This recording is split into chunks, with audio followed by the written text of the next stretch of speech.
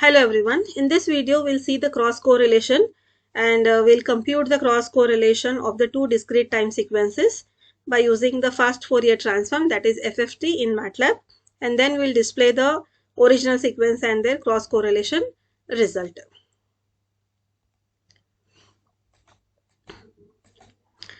So cross correlation, it is a measure of similarity between the two signals as one is shifted over the other, and it is given by this formula here. So here this is the formula in mathematical terms for the two sequences x of n and y of n. This is the formula for calculating the or computing the cross correlation. Now the cross correlation, it helps to identify or to detect the patterns, then delays or similar segments in the signal processing, communications, and the pattern matching. Now, why we use FFT for correlation? This already I have discussed in the previous video of the autocorrelation, but here also we'll see why it is necessary.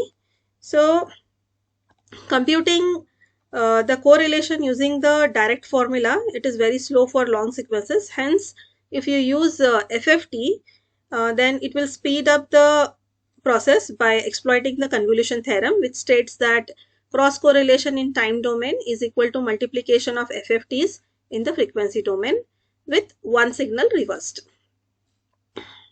Okay, so here we perform the cross correlation between the two sequences, which we give as input, then using the fast Fourier transform.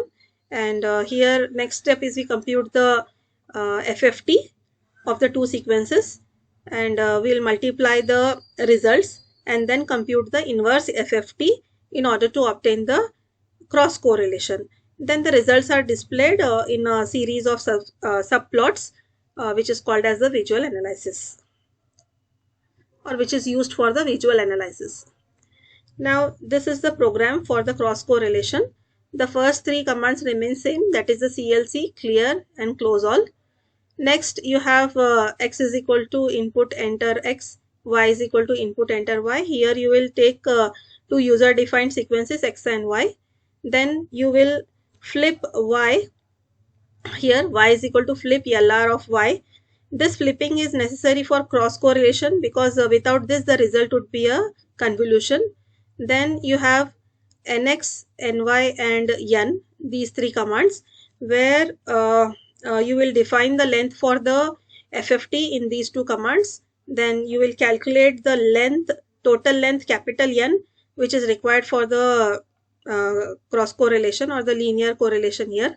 Then you go for the calculation of the FFT and the frequency domain multiplication. Okay, here you calculate the FFT of the two sequences, and here you have the frequency domain multiplication. So here you will compute the FFT of both the sequences, and then you will multiply them element wise in the frequency domain by using this command. After that, you go for the inverse FFT in order to get the time domain correlation. So this z is equal to IFFT small z comma n capital N. It applies it applies the inverse Fourier transform in order to obtain the cross correlation result in the time domain. Then by using this display z, you will display the output using the using this command. Then comes the plotting of the sequences and the result. So here you use the stem in order to plot the discrete time sequences. Then the first one is for the sequence x, then this part is for sequence y, and this part is for the cross correlation, that is the output. So here you are taking 3 comma 1 comma 1, that means you have 3 rows, 1 column, and you are putting your figure in the first position here. Then similarly second and third,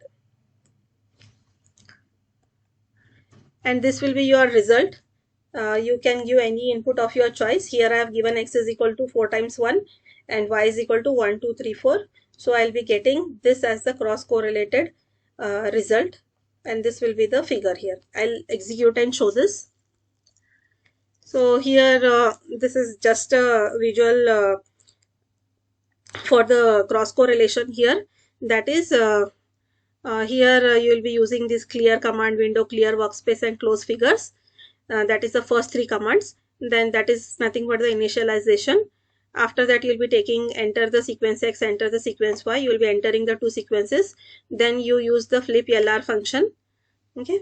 After that, you compute the FFT, and you compute the FFT of X and FFT of Y. Then you will perform the element wise multiplication. After that, you go for the inverse FFT in order to compute the cross correlation. Then you will display the result by plotting it. That is plotting the original sequences and plotting the cross correlation result. So here the cross correlation, it shows how well two signals align as one is shifted. Then using the FFT makes it faster, and this is especially for the large data sets, and it can be used in applications like radar pattern detection, audio processing, etc.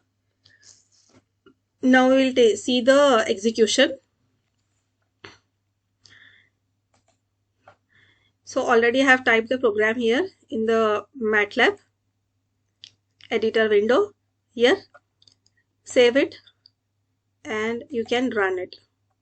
So here you will get enter X. I'll enter it as 1, 1, 1, 1 as I have shown in the presentation, that is a PPT. X of Y is 1, 2, 3, 4. Enter.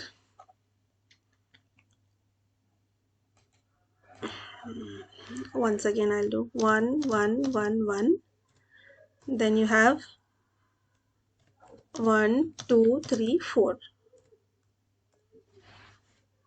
So this is your result. Okay, 4, 7, 9, 10, 6, 3, 1. So here you can see it is 4, 7, 9, 10, 6, 3, 1.